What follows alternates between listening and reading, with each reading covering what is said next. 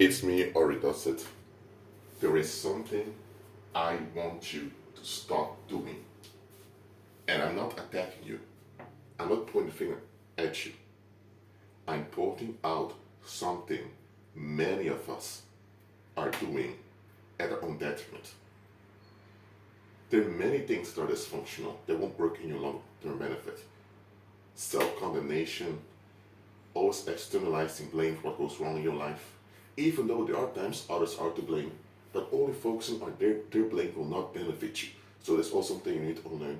But the following I'm pointing out here is something that goes contrary to how many of us were raised. So it may be a hard pill for you to swallow, but you need to swallow this pill. At least if you want to be better in life, if you want to be safer. This is what it is. Stop expecting and demanding people to do the right thing. Let me repeat it. Stop expecting and demanding people to do the right thing. Stop it. It will not benefit you. Quick example. Let's say you're on the bus and someone is staring at you. Now, normally, you can look at them and say to them, what are you doing? Staring, it's not fair, it's not that polite to stare. But if this individual keeps staring at you in a crowded bus, maybe the individual is even aware they're staring at you. Maybe they're psychologically not in the right mind. And if they're not in the right mind and you confront them, that situation may escalate. And you have a bus with a lot of people on it, it's going to be ugly. So, doing what's right is not beneficial in this case. You have just ignore the individual, and if the individual shows you he's about to explode on you, you leave the bus. Simple as that. Oh, and then after you leave the bus, then you can call the cops if you want.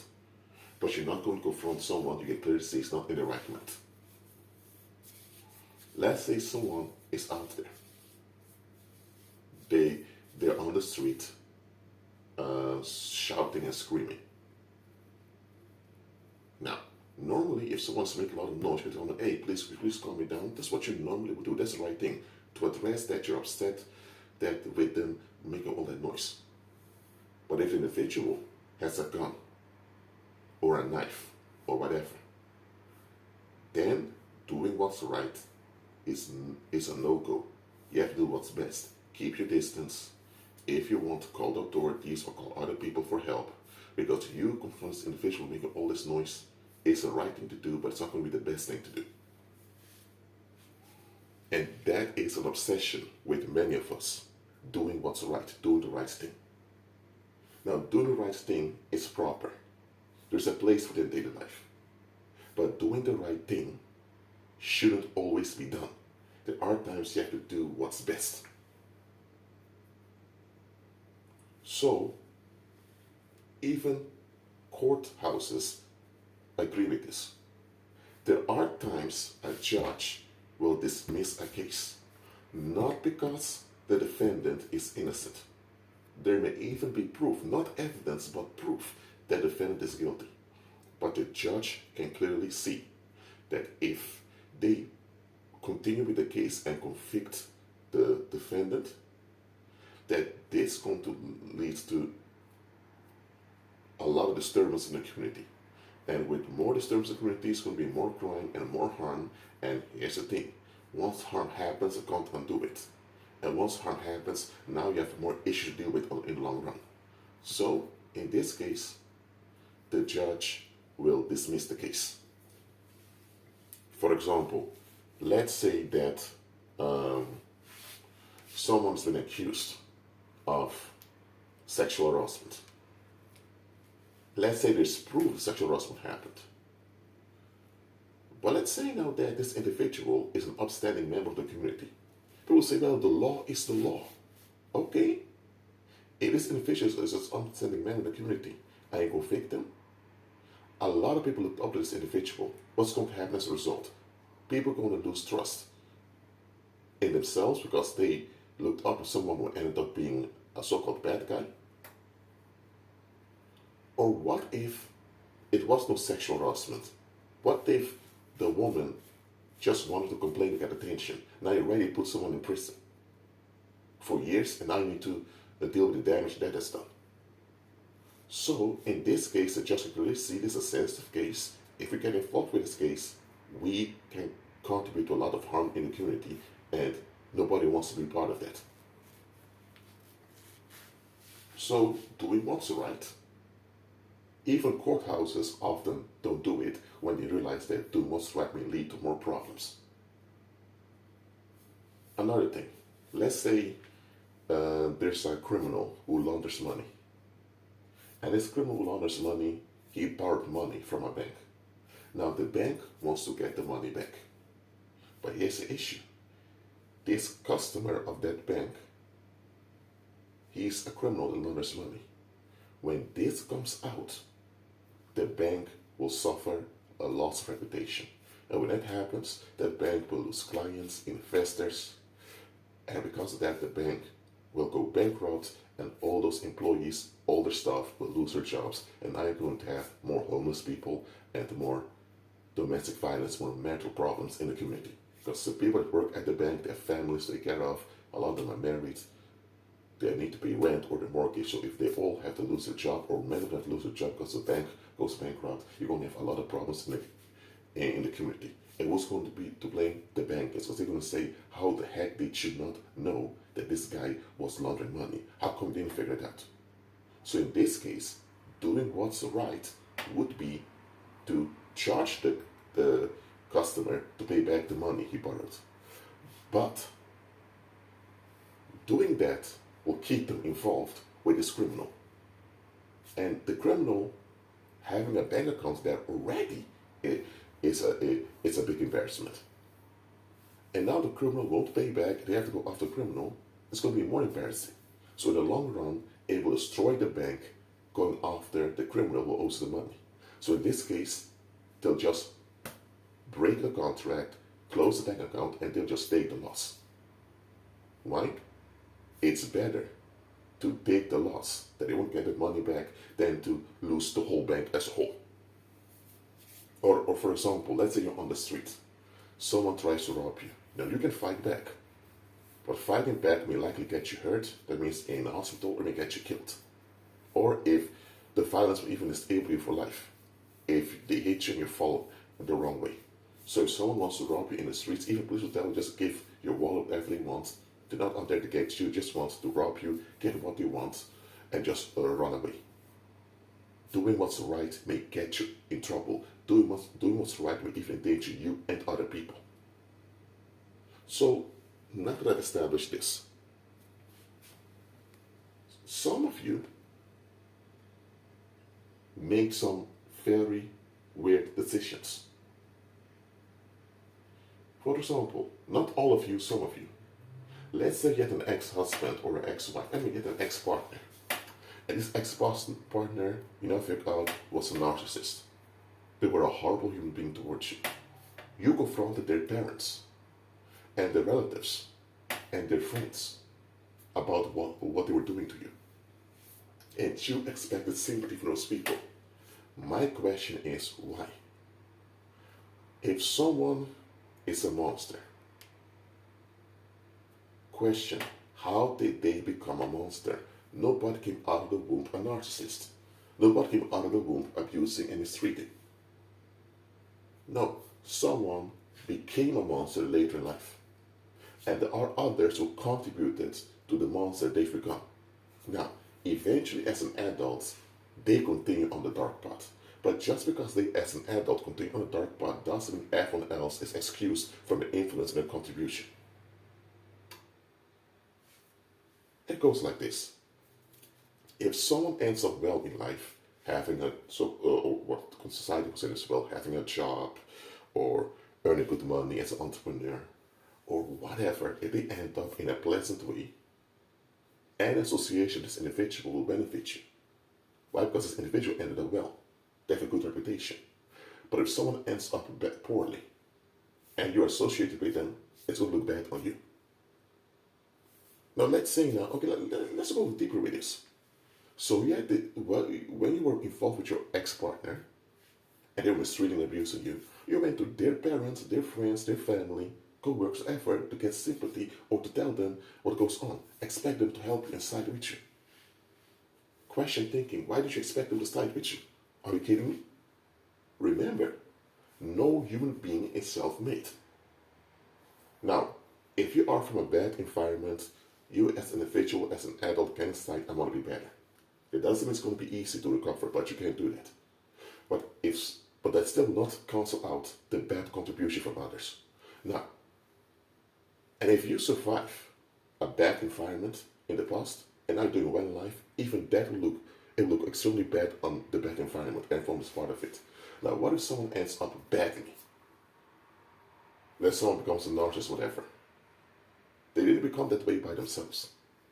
There's a high probability that they were raised by narcissists, or that many of the people in the environment are narcissists, or at least narcissist enablers.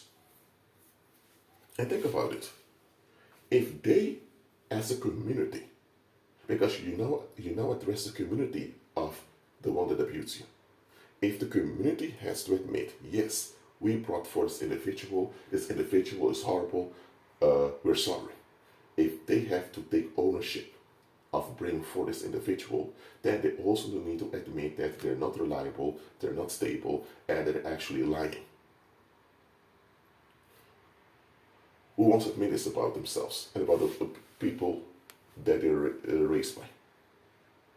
Because those people that were involved in your ex-partner becoming this narcissist, they're also involved with other people in their life now. So a lot of them are married, some have jobs, some have businesses. So if it comes out to outsiders that your ex-partner was so horrible and that your ex-partner was brought forth by these people, or that community was neglectful, that's why this individual became a monster. Once it comes out, all the other people that were associated with that community will also suffer reputation loss. You may be a manager at work, but because you're associated with a community that brought forth this monster, people are going to doubt your management qualities. It's an association that's uncomfortable. Well, let's say now you're married, and suddenly your family-in-law begins to doubt whether it's a good idea that their daughter is married to you. Because they may think, well, if you're from an environment that was so neglectful, they brought forth this monster, maybe you have defects too, because of that community. You need to look at it too. So even in the best case scenario, it still is going to lead to some losses. So no community wants to take ownership of their neglect. No community wants to take ownership of their public neglect. Once they do this, they can't stop the bad consequence, and it goes further. Let's say a community was neglectful and a monster came forth. The people that were victimized by this monster that came forth from the community, they now can file lawsuits against the community and demand financial damages. Or they can do financial, compensation. But here's the issue. If one victim does this, everyone who feels victimized will do it, whether they are a true victim or not.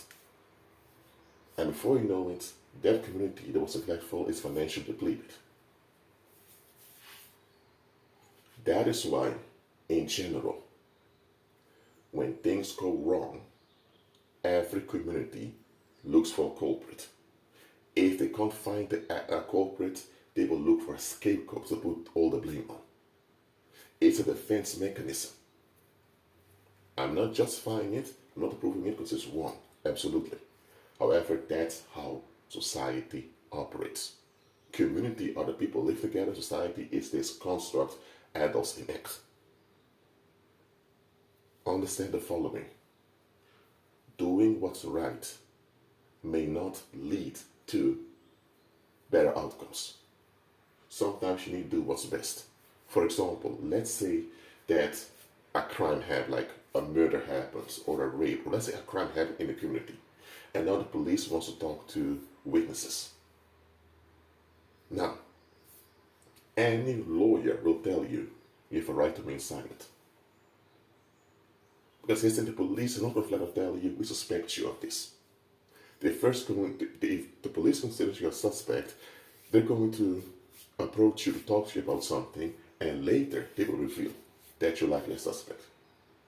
Sometimes when you have some evidence, the courthouse may allow them to arrest you and then interrogate you. But in general, they don't want to cause suspicion in you and cause you to run away.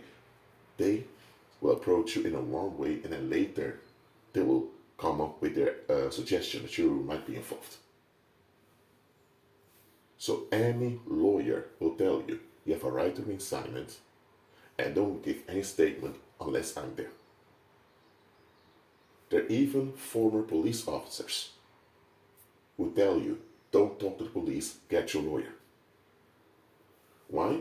It has happened, and it continues to happen, that people that had nothing to do with a crime, they get convicted for something else. Maybe a woman was raped, and there is proof you didn't do it.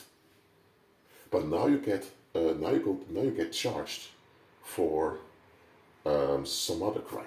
I didn't think, hold on a minute. I thought it was a rape investigation. I wasn't even there in the city when it happened.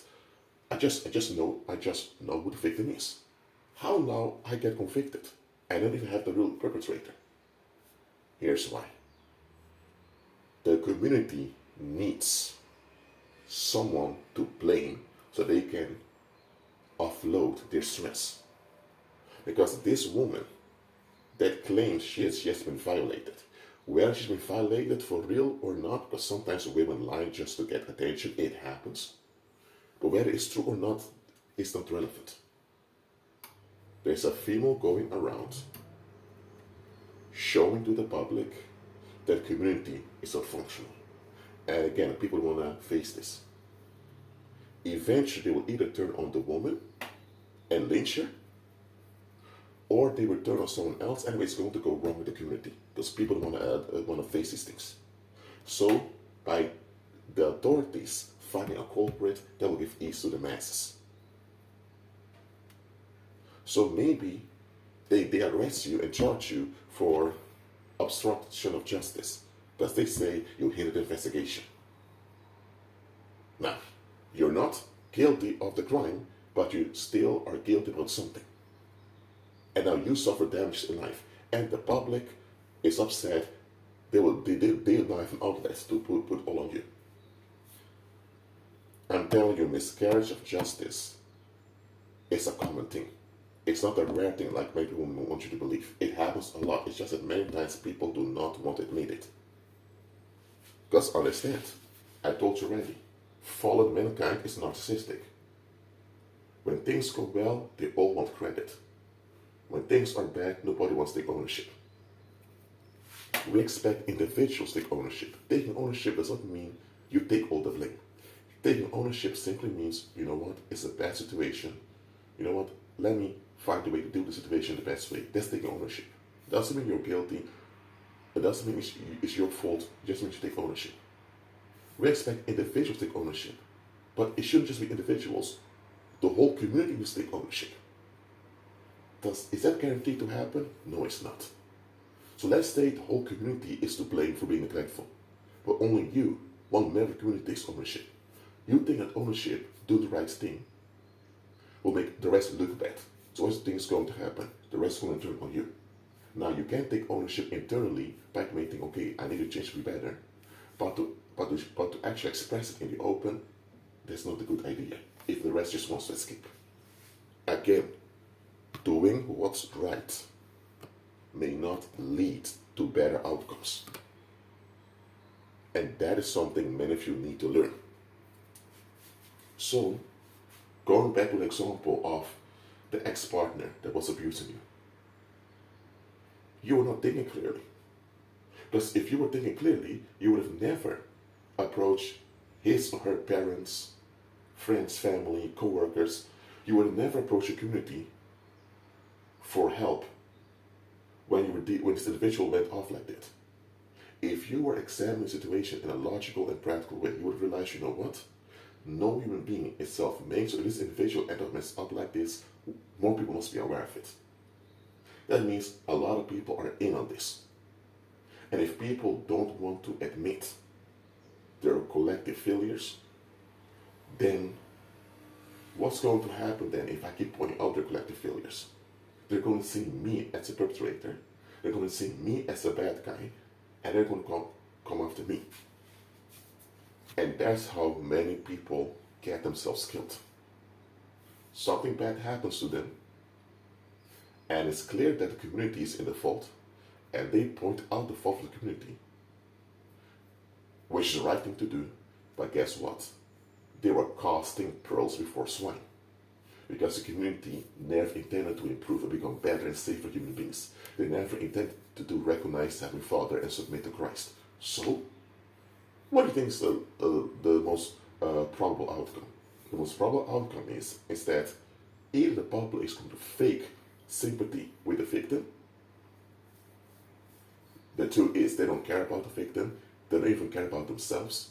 If they did care about themselves, they would want to improve as a community, and because they want to improve, they would have sympathy with the victims if things go wrong. His thing, they'll either fake sympathy with the victim just to make themselves look good, or they will flat out turn on the victim. And there are a lot of people out there who got killed. They went missing, their body was later found, or they were put on a blacklist and they ended homeless. There are a lot of people there who caused pearls for swine. Listen, if the public doesn't value themselves properly according to God's will, what makes you think they're going to value you? Listen, stop expecting in the moment people to do the right thing, because you shouldn't be doing the right thing all the time. You should do what's best. And here's another thing. Those people that brought forth this monster, they're monsters too. Not all of them, but many of them are. Do you think that they are going to sacrifice their public ease just to contribute to your healing and recovery? No, they will not. As a matter of fact, that quote-unquote monster they brought forth, that monster has his or her focus on you. So that means that monster is not focused on them. Because if that monster be focused on them, they have a problem now to deal with. So them having this monster focused on you actually benefits them, because now that monster that they brought forth is not on them. So they have more ease in life. They have more safety in life. And when the monster goes too far, they can all play the victim and point all onto the monster. So, in a perverted way, you being the victim means you are the scapegoat. They can all escape now by this monster being upset with you. So you confronting them about this monster is going to remind them of what they're all part of. That's not going to turn out well for you. Because if they were responsible and honorable as a community, they wouldn't have brought forth monsters. And even if a monster would come forth, rarely, it would have been dealt with a long time ago. The fact this monster was out there and comfortable hurting, haunting you, shows you that they are to blame. And because nobody wants to suffer financial losses, especially financial losses or reputation loss or social loss or whatever, and if you point out the obvious that they don't want to deal with, you are in trouble. So, what do? If you notice that an individual is monstrous, admit it, don't ignore the red flags, but also admit the following. They didn't end up like this by themselves. Who else has a hand in this? Who else is invested in this? That means if I address this, I will have to address the whole community. And by address the whole community, there's a big risk community will turn on me. And once a whole community turns on me, I cannot undo that. Now I have to deal with that violence for years or for the rest of my life. And if the whole community has turned on me, this may motivate more people to join the movement. Because human beings tend to follow what's dominant. That's what human beings tend to do. So if there's a dominant move against you, likely more people will either enable it or become part of it. So you realize now, you know what? the best thing to do is to remove myself from this individual, to end involvement peacefully, and to move on. This whole stand up for yourself, this all own your truth. There's no such thing as your truth or their truth. You have the truth.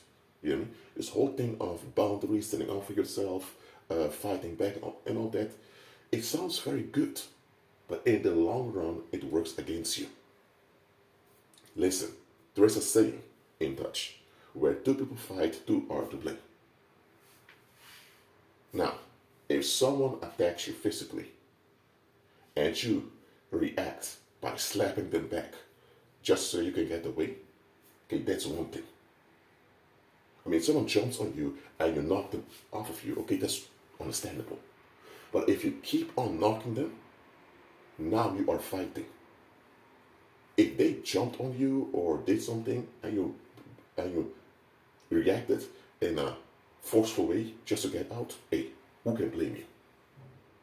But if you keep yourself in a situation in which you're under attack, now you're part of that situation.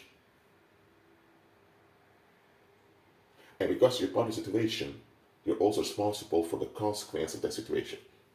The consequence on you, the other individual, and on the community. It's a way people see it. If two are fighting, two are to blame. Now, if someone wants to fight you, and the only thing you did was either running away or you knocked them off you, that's it. The moment you knock them off and you get out of the situation, who can blame you? If they blame you, they're out of their mind. But even if you're out of mind, they have a hard time blaming you. But if you keep yourself in a situation, it will backfire on you. So listen, boundaries, self-respect, standing up for yourself, all those things, they sound so good. But in the long run, it keeps you in danger.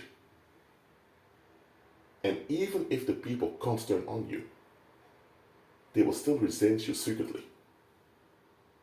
You will still face some social consequences. Some people are less likely to invite you to parties, or they're less likely to associate with you because you're known to be someone who causes trouble. Why? Because when you address something about the community that people don't want to face, you are causing trouble in the public's eye. Even if what you're addressing is correct. If what you're addressing is correct, they can't openly scream at you and cuss you out. Because you're addressing something that's correct. But secretly they'll be upset with you. So listen. Do not cause your pearls before swine. Stop expecting demanding people do what's right. Stop demanding natural loyalty from people who are not even acting the natural way. The natural way to act is to recognize that, okay, I'm a vulnerable creature with a mortal body. I need to have a father to function and be stable. That's natural.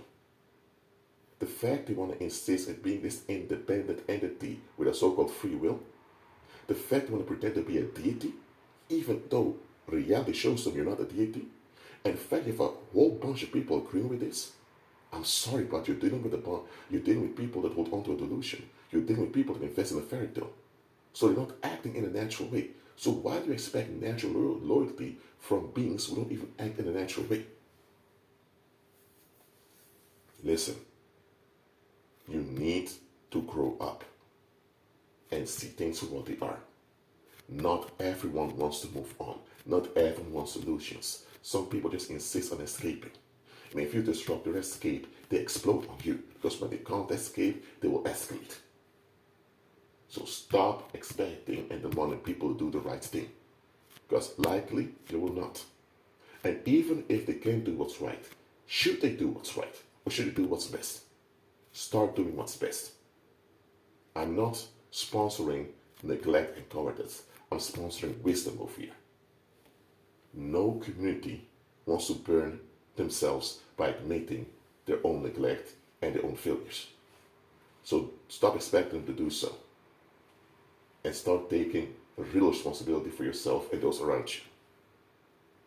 Because if you keep expecting and demanding people do the right thing, and you go on a campaign and you go on a crusade to prove your innocence, you are stepping yourself up and you're also endangering everyone else around you.